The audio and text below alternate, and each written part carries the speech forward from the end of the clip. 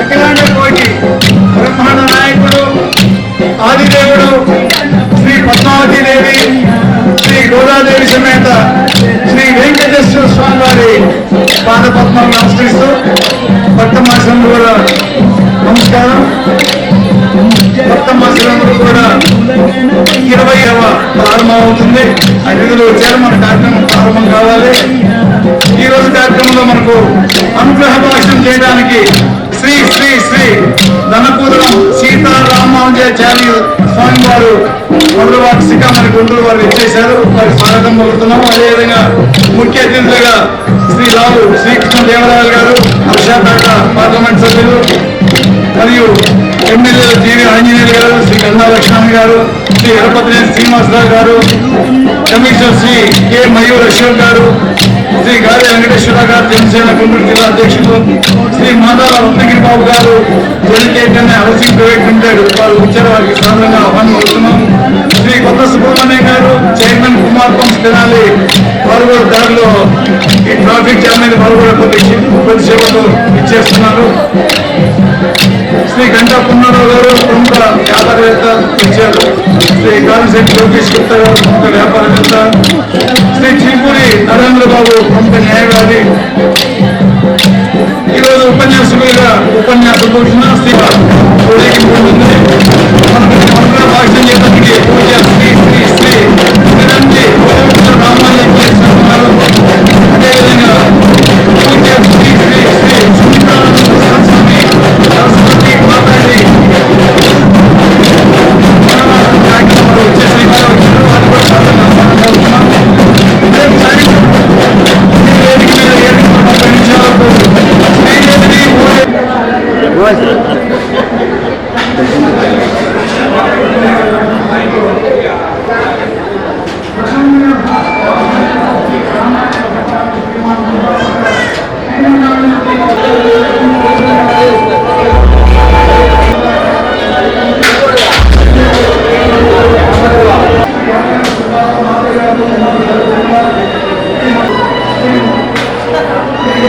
ఆరోగ్యాలు, అష్టైశ్వర్యాలు, దౌర్భాగ్యాలు ప్రసాదించాలని వెంకటేశ్వర స్వామి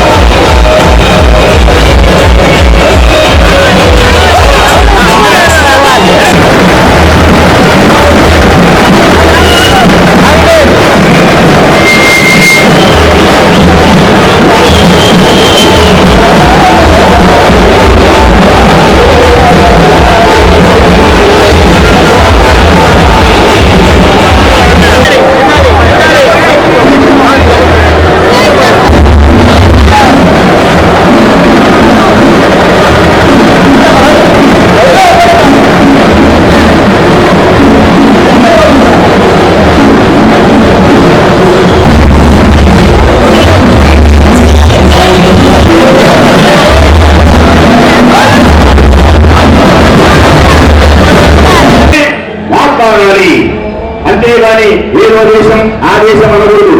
ఇది మాతృభూమి, పితృభూమి, ధర్మభూమిగా, భరత భూమి, వేద భూమి, పుణ్య భూమిగా ఇలాంటి పదాలను ఉపయోగిస్తూ చక్కని దేశభక్తిని గురించి కూడా చక్కగా చెప్పినటువంటి పెద్దలు. జీవుడంటే మనిషి, ఏమి సాధించావు, ఎగిరెగిరి పడతావు జీవుడా, వెనుక చేసుకో ఓ పాది నీ ఆత్మసాక్షిగా ఓ జీవుడా, దాన ధర్మం అంటావు, దొడ్డి దారిన దొప్పేస్తావు, దయాదాక్షిణాలు అంటావు, దొడ్డి దారిన పనులే చేస్తావు, కరుణా కటాక్షాలు కామంతో రేగిపోతావు, కనికరం అంటావు, కోప పాపాలతో తగిలిపోతావు, అభయం అంటావు, అంతలోనే అబద్ధం ఆడతావు, అన్ని నేనేనని నిత్యం అరణ్య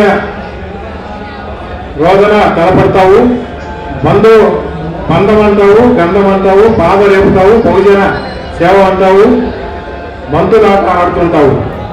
నీ కరమైన జీవితం నీకెక్కడ జీవుడా, నిత్యం అగ్ని పోరాటాలు, ఆశ పొరలే జీవుడా, గురివల్ల కొరప గుబులే జీవుడా, గడియ గడియకు గుమ్మనమే నీకై జీవుడా, జిలుగు చీరల పలుకు పాలన. అయితే స్థితప్రజ్ఞుడు అవ్వాలి అన్నారు పరమాత్మ. స్థితప్రజ్ఞుడు అంటే ఏ విషయాన్ని గురించి నువ్వు ఆలోచిస్తున్నావో ఆ విషయం మీదనే మనస్సు ఉండాలి. ఉదాహరణకి ఆలయానికి మనం వచ్చినప్పుడు ఆ భగవంతుని గురించే పెద్దల మాటలు ఎందే అలాగే ఉండాలి మనస్సు. ఇంటికి వెళ్ళి బెడ్రూమ్లోకి వెళ్ళగానే హాయిగా పడుకోవాలి, ఏం ఆలోచించకూడదు. భోజనం దగ్గర కూర్చోగానే భోజనమే చేయాలి. డ్రైవింగ్ చేసేటప్పుడు డ్రైవింగే చేయాలి, సెల్ ఫోన్లు చెవులో పెట్టుకుని మాట్లాడకూడదు. ఇలాంటి స్థిరత్వాన్ని ఏర్పరచుకున్న మానవుడికి ఇప్పుడు వాళ్ళు చెప్పినటువంటి ఉదాహరణలన్నీ పక్కకు గాలికి ఎగిరిపోయి మనస్యేకం, వచస్యేకం, కర్మణ్యేకం, మహాత్మనాం, మనసులోని యోచన, మాటలలో సూచన, కర్మలో ఆచరణ, దీని పేరు త్రికరణ శుద్ధి. త్రికరణ శుద్ధి ఏర్పరచుకున్నటువంటి వ్యక్తే మహాత్ముడు అనిపించుకుంటాడు. ఈ మూడు భిన్నంగా ఉన్నవాడు దుర్జనుడై ఇప్పుడు ఇందాక చెప్పిన కవిత్వంలాగా మనసంతా వికావికలమై ఉంటుంది. ఇవాళ చెప్పింది ఏమిటి అంటే ఇలా వికావికలం కాకుండా స్థిరత్వంగా ఏర్పరచుకుని మానవుడు మహనీయుడుగా రూపొందాలని కోరుకుంటూ చక్కని ఉపన్యాసం చెప్పినటువంటి విషయాలు ముందుగా మీకు ఉంచుతాను. వీరు 30 సంవత్సరాల నుండి కాలేజీలో స్టూడెంట్స్కు మెడిటేషన్ క్లాసులు నిర్వహిస్తూ ప్రణవ ఆశ్రమాన్ని కాకినాడలో స్థాపించి మాతాజీ ఓంకారాన్ని రీసెర్చ్ చేసి ఆ ఓంకార యోగ శక్తితో పరమేశ్వరుడు అనే విశిష్టమైన యోగలింగాన్ని ప్రతిష్ఠించారు. అమ్మ యొక్క సేవలు గుర్తించి అమెరికాలో వేదిక యూనివర్సిటీలో ఓంకారం మీద రీసెర్చ్ చేసే వారికి క్లాసులు నిర్వహిస్తున్నారు. మరియు యూకే, జర్మనీ, కెనడాలలో అనేక క్లాసులు నిర్వహించినారు. ఎంతో మంది డిప్రెషన్ లో బాధపడే వారిని ఓంకార ధ్యానంతో డిప్రెషన్ తగ్గించడం అమ్మ యొక్క విశిష్టత. నమస్కారం.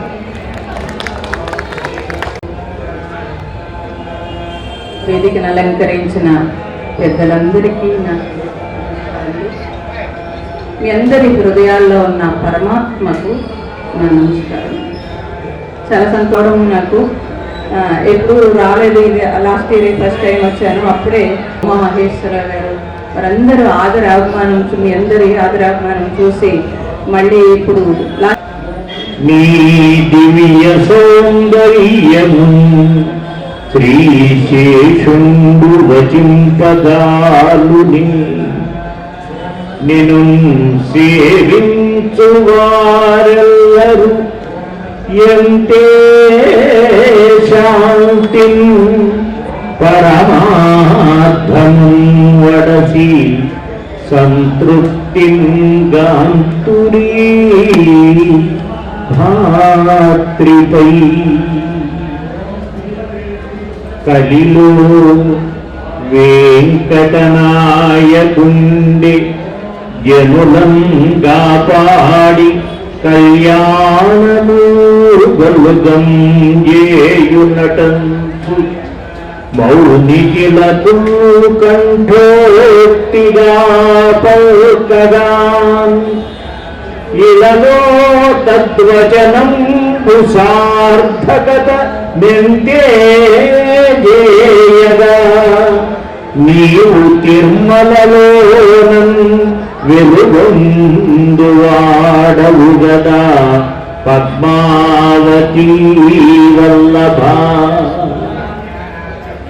శ్రీరమణ త్వదాశ్రితుల సేవలు గైకొనుచున్ తదీయ సాంసారిక దుఃఖముల్డులిపి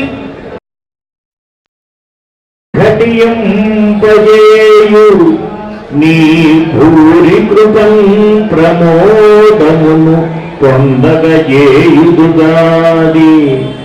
నీ వలెన్ ధారునిలో వరంబులిడు దైవము వేరొకడుండు నా ప్రభు.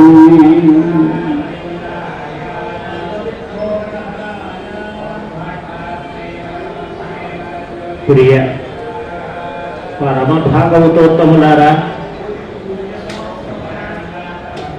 శ్రీ వెంకటేశ్వరుని హృదయ కమలమున స్థిరీకరించుకున్నటువంటి యొక్క పుణ్యాత్ములారా,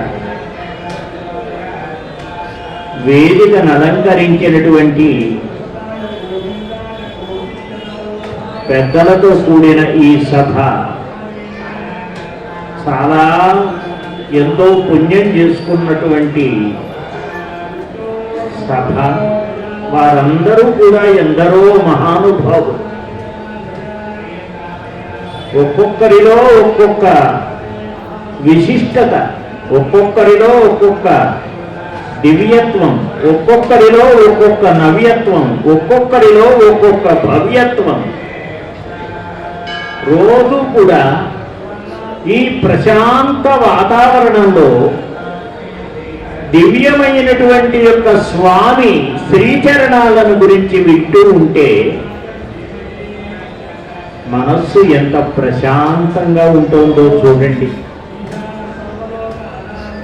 మనిషి ఎక్కువ కాలం బ్రతకాలి అంటే ఆనందంగా ఇదిగో ఇలా ఉండాలమ్మా. ఎప్పుడైనా మనిషి 100 ఏళ్ళు బ్రతకాలి, 108 ఏళ్ళు బ్రతకాలి అంటే మనశ్శాంతి ఉండాలి. మన ఏవ మనుష్యాణం కారణం బంధమోక్షయో, మనస్సే కదా మూలం. ఆ మనస్సును నిలకడగా అట్టి పెట్టుకోలేకపోతే మనం ఇంట్లో పూజ చేస్తున్నా కూడా పూజా ద్రవ్యాలు ఏం చేస్తాయండి? మనస్సు వేరే చోటు ఉంటుంది, పూజ ఉన్న ఇక్కడ జరుగుతోంది. అందుకని ఇక్కడ ఈ వేదిక మీద 104 ఏళ్ల వారు కూడా సన్మానం పొందారు. అన్నమయ్య వేదిక మీద తల్లిదండ్రులను ఇంట్లోనే ఎట్టుబెట్టుకొని వృద్ధాశ్రమానికి పంపించకుండా ఎందరో పుణ్యాత్ములు వేదిక మీదకి తీసుకొచ్చి మేమిలా చేస్తున్నాం, మీరిలా చేయండి అని చెప్పేసి ఆ పుణ్యాత్ముడు ఒక ధర్మ జ్యోతిని వెలిగించి ఆ మార్గంలో మనల్ని నడుపుతున్నారు. ఈ వేదిక పేరే అన్నమయ్య వేదిక. నక్షత్రమాల 27. 27 సంవత్సరాలలో మన ఆయుష్యం ఎంత పెరిగిందో తెలుసునా అండి? ఇక్కడికి వేదిక మీదకి వచ్చి ఇలా చేయండి, ఇలా చేయండి అనేటువంటిది ఒక మహర్షిలాగా వచ్చి చెప్పే ఆయన వయస్సే 84 ఏళ్ళు. ఓపిక, దీపిక అన్నీ కూడా కలిపి ఎక్కడి నుంచి వస్తాయంటే భగవంతుని యొక్క అనుగ్రహాన్ని బట్టి మనకు వస్తాయమ్మా. అయితే వీరందరూ కూడా బ్రతికి ఏం చేయాలి? భగవన్నామాన్ని ప్రచారం చేయాలి, ప్రణవ స్వరూపాన్ని పరిచయం చేయాలి. అందరికీ కూడా నిత్యము ఆనందం కలిగించేటువంటి ఆనంద నిలయవాసుల యొక్క ఆ చరణ శ్రీల కైంకర్యాన్ని దగ్గర చేయాలి. ఇదే మన జీవిత పరమార్థం. మన దగ్గరికి ధనం వచ్చింది, అసలైన ధనం దగ్గరికి వస్తున్నాం. ఏ ధనమన్నా కానివ్వండి, ఆయన దగ్గరికి చేరాలి. అప్పుడు ఏమవుతుంది, ఇంటికి వెళ్ళంగానే మనకు కావలసిన ధనం పెరుగుతుంది. అదే ఆధ్యాత్మిక ధనం. అది పుష్కలంగా దొరికేటువంటి చోటు బృందావనాధీశుడైనటువంటి వెంకటేశ్వరుని యొక్క సన్నిధి. ఇక్కడికి వచ్చేసి అందరు అనుకుంటారు బృందావనమది అందరిది, గోవిందుడు అందరి వాడేలే అనుకుంటూ వస్తాడే గాని కొందరి వాడేలే అనుకుంటూ ఎవ్వరూ రారు. ఇక్కడ ఉన్నటువంటి విశిష్టత అంత గొప్పది. కాబట్టి వెంకటేశ్వరుణ్ణి స్తుతించడానికి నాలుక పుణ్యం చేసుకోవాలి. భక్తి తత్వాన్ని వివరించడానికి నాలుక పుణ్యం చేసుకోవాలి. ఏ జీవికి మాట్లాడే శక్తినివ్వలేదు కదండి పాపం మూగజీవులకి, మనకిచ్చాడు.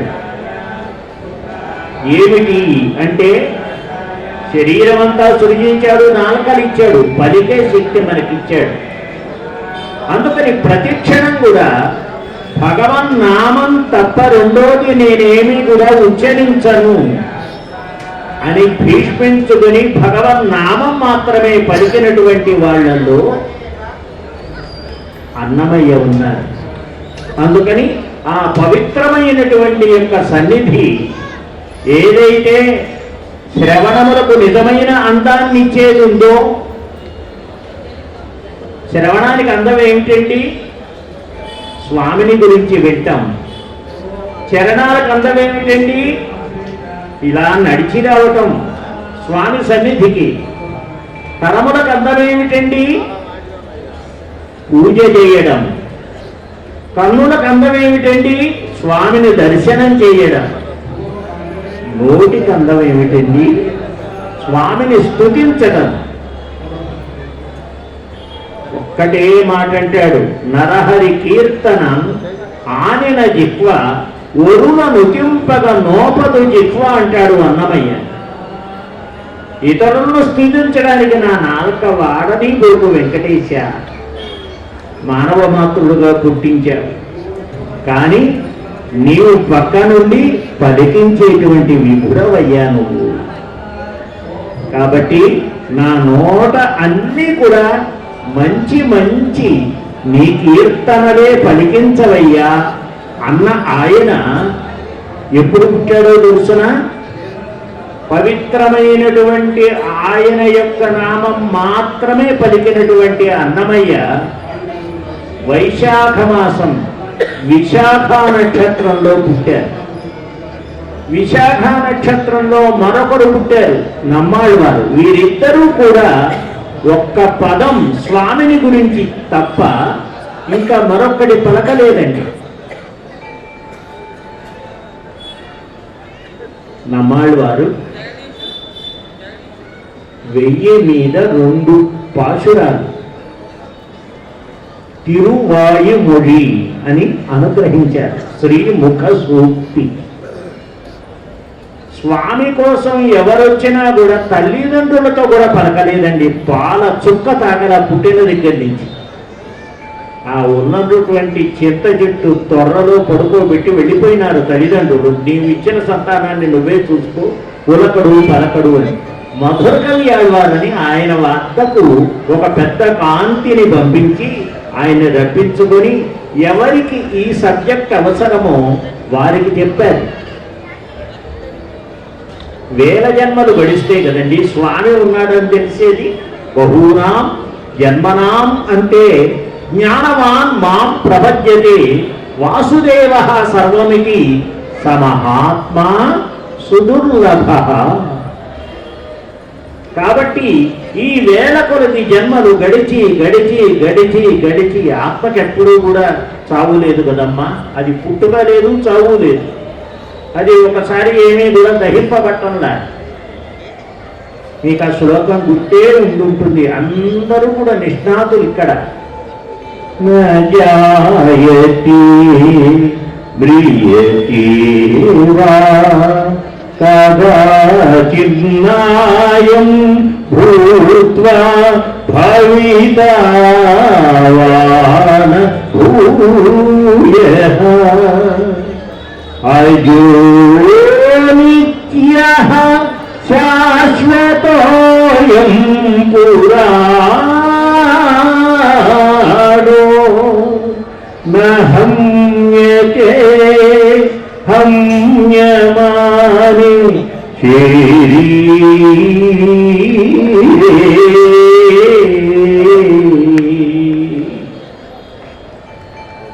కాబట్టి ఇటువంటి యొక్క ఈ ఆత్మ ప్రవేశించి అదృష్టవశాత్తు మనుష్య జన్మ ప్రాప్తించింది స్వామి నామం చేయడానికి. అందువల్లనే ఇవాళ ఉన్న సమయం మీకు తెలియంది కాదన్నారు. నోరారా లక్కమాంబ గర్భంలో ప్రవేశించింది. అన్నమయ్య కలిగాడు. పుట్టిన దగ్గర నుంచి కూడా అలసిన, సొలసిన, కలసిన, కలహించిన, ఏం చేసినా వెంకటేశ్వరునితోనే. తను ఉప్పొక్కుతోంది వెంకటేశ అన్న మాట వింటే. దూరం నుంచి భక్తులు కొంతమంది వస్తున్నారు. పాపం ఈ బిడ్డని ఒరే చేలకు వెళ్ళి పశువుల్ని దొడుకు వెళ్ళి కావలసిన గడ్డి కోసుకురమ్మనమని పంపించారమ్మా. పాపం ఆయన్ని ఇష్టం లేక గడ్డి కోసుకున్నాడు. దూరం నుంచి వేడుకొందామా వెంకటగిరి వెంకటేశ్వరుని వేడుకొందామా, ఆమటి మొక్కుల వాడే ఆది దేవుడే, ఆమటి మొక్కుల వాడే ఆది దేవుడే వాడు, ఓమని పయ్యారవాడే దురిత దూరుడే, దురిత దూరుడే వేడుకొందామా అంటూ వస్తున్నారండి వాళ్ళంతా. తోమని పయ్యాళ్ళవాడంటే పళ్ళెం తోమకపోతే ప్రసాదానికి పనికిరాదు కదండి. అది కాదు అక్కడ అర్థం. ఎప్పుడు కుండలే వాడేవారు. ఆ తర్వాత దాన్ని భిన్నం చేసేసేవారు. అలానే అలా వచ్చేటువంటి వాళ్ళల్లో ఆ తన్మయత్వంలో చెయ్యి కోసుకున్నది. తన ఉత్తరీయపు కొంగును చుట్టుకున్నాడు. వెళ్ళారు. ఎవరి దగ్గరికి? ఆ బృందంలోకి వెళ్ళిపోయినారు. ఎవరైనా భజన చేస్తుంటే మనం ఆగలమా అండి? మన ఈ వేదిక మీద ఇంతమంది కూర్చొని ఉపన్యాసాలు చెప్పడానికి సిద్ధమైంది ఎప్పుడు? మీరు నిజం చెప్పండి. అక్కడ భజన అయిన తర్వాతనే కదా. భజన ఎక్కడుందో జనం అక్కడ ఉంటారు.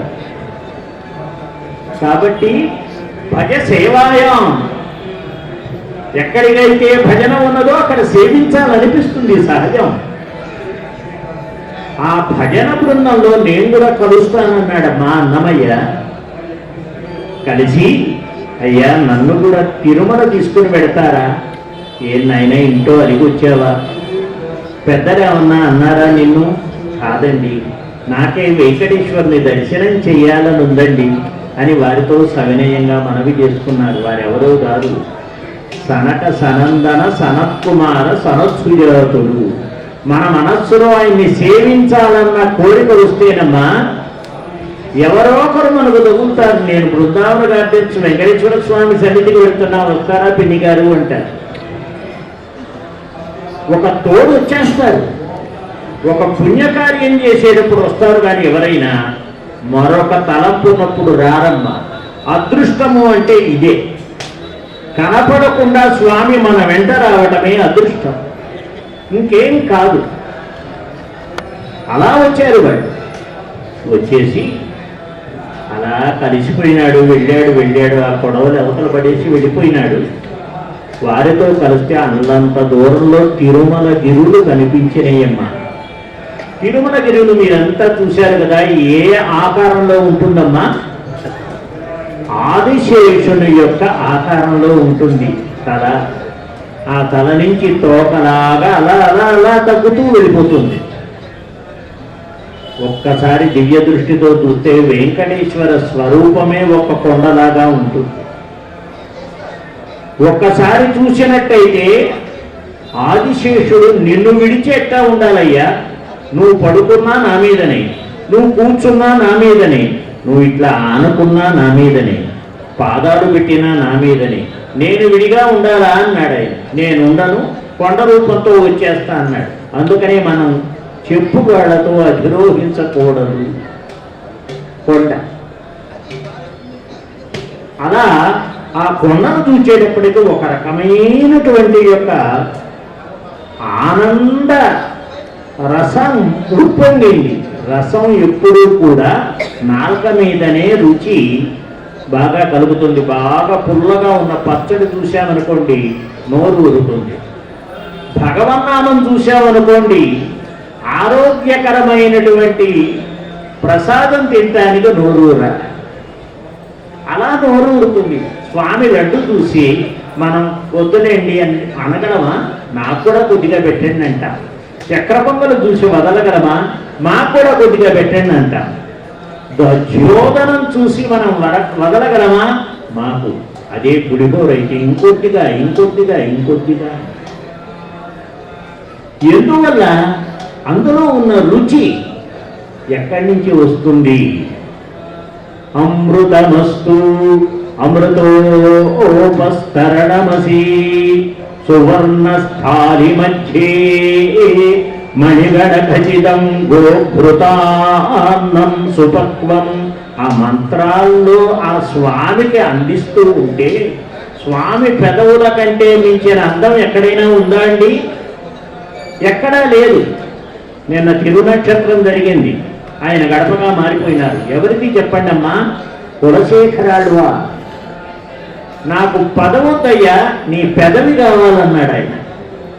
అని ఆయన యొక్క గడపగా మారిపోయినాడు. కర్టెన్ వేసినా కూడా లోపల నుంచి నీ పెదవి చూసుకుంటూ బతుకుతానన్నాడు. అంత అందమైన పెదవి. కాబట్టే మొట్టమొదట అమ్మలు నోటికి అందిస్తారు కాబట్టి ప్రసాదం అంత రుచి వస్తుందమ్మా.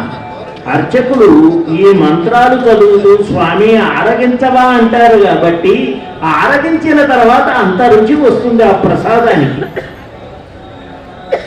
కాబట్టి అందువల్లనే నిదానంగా ఆరగింపు చేస్తారు ఏ ప్రసాదమైనప్పటికీ కూడా.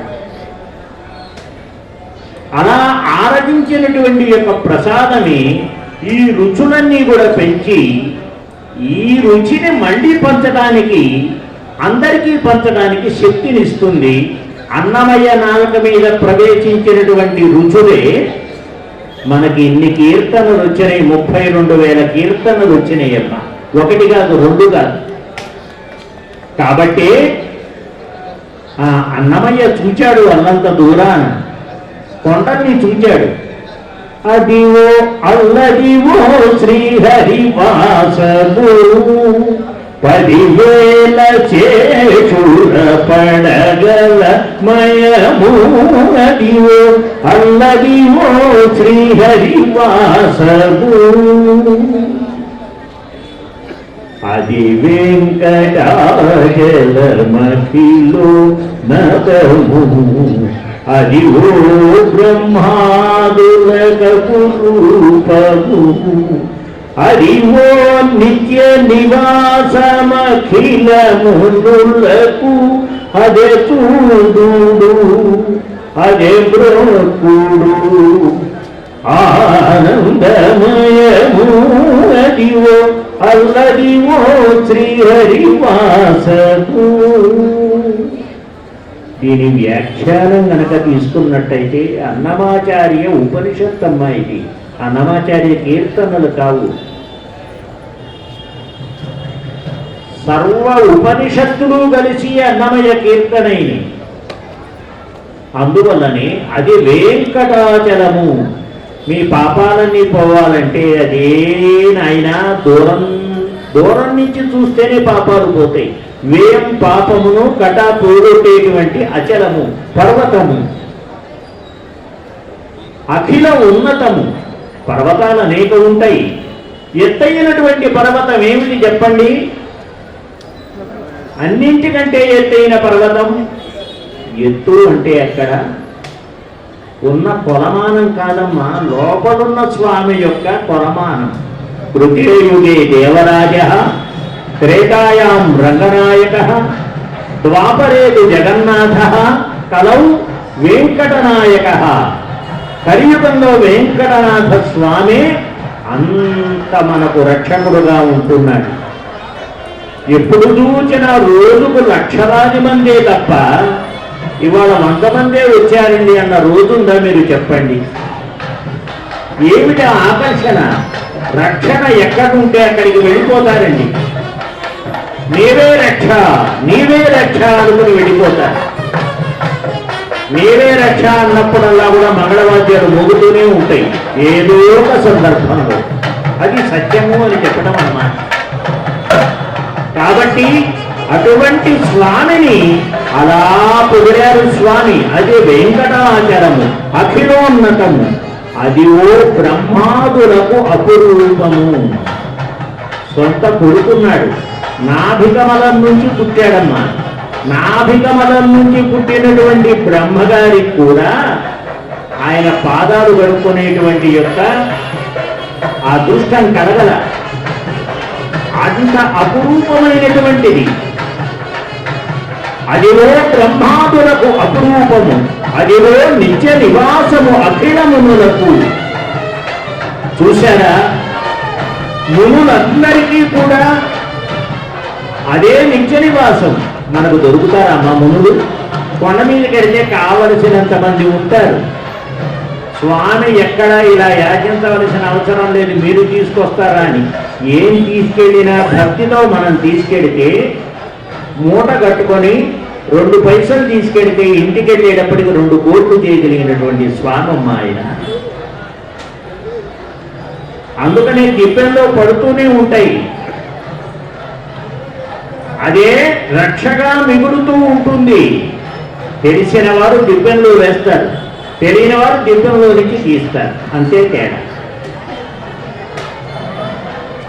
కాబట్టి తెలిసిన వారు కాబట్టి దిబ్బెన్నలు వేశారు. స్వామి నా శక్తి ఎంతయ్యా, నీవు రక్షించాలయ్యా అనేటప్పటికీ ఆయన ఇంటికి వెళ్ళేటప్పటికే సుఖాన్ని ఇస్తున్నారు. ఎంత గొప్ప విషయం అండి. అదివో నిత్య నివాసము అఖిలమునలకు. అదే చూడుడు. మీరు ఉంటారేమిటయ్యా, చూడండి అయ్యా, ఎందుక తొందర? నేను అనుభవించింది మీరు కూడా అనుభవించాలని. తీయందనం అనేది ఒక్కళ్ళు అనుభవించలేరమ్మా. ఏకః స్వాదునధుంగీత ఏకశ్చార్థాన్న చింతయేత్ ఏకో నగచ్చేదధ్వానం నైకః సుత్తేషు జాగృయాత్. ఒక్కడే స్వీట్ తినలేము, తెచ్చుకుంటాం. ఇంత చక్కెర పొంగలి మొత్తం నేనే తినాలి. కొద్దిగా తినేటప్పటికి మొహం మొత్తుతుంది. అబ్బా నువ్వు తింటావా అంటాం. అబ్బా అమ్మా తింటావా అనొచ్చు కదా. ముందు పదం అబ్బా వస్తుంది. అందులో ఏదో మమకారం ఉన్నట్టు. మనం తినలే అంటే పక్క వాళ్ళకి ప్రసాదం పెట్టు, నువ్వు కొద్దిగా నోట్లో వేసుకోమని చెప్పేసి చెప్పడం. కాబట్టి అదివో నిత్య నివాసం అఖిలమునరకు. అది చూడుడు, అది మృక్కుడు, ఆనందమయము. మీరు అలాంటి ఆ ఉద్దేశాన్ని వదులుకోవడం దేనికి స్వామి? మీరు కూడా రండి నాతో పాటు అని పిలుస్తున్నాడు అన్నమయ్య. అలా పిలిచి ఊరుకున్నాడా? లేదు. ఆయన తృప్తిని అనుభవించేసి ఒక్కసారి వెనక చూశారు. ఈ సనక సనందన సనత్కుమార సనత్ సుజాతులు అనబడేటువంటి వాళ్ళు మాయమైపోయినారు.